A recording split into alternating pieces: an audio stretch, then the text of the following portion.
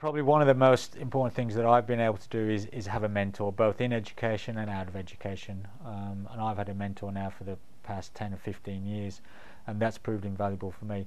But it's a mentor who has the ability to tell you what you need to hear rather than what you want to hear.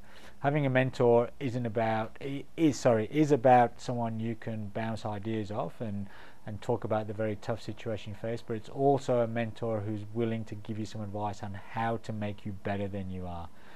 And the mentors I've had have had the courage to tell me to lift my game when I've needed to hear that, which I think is pretty important. People talk about building high expectations. People talk about building relationships. People talk about building community relationships. People talk about working hard with your staff.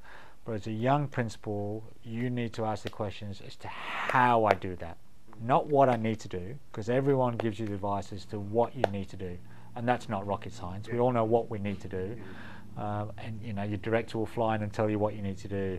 Oh, Saeed, you need to build relationships. You need to talk to the community members. You need to build a culture of high expectations. As a young principal, or even as an experienced principal, the question you need to constantly ask your mentors or your admin or the staff is, how am I going?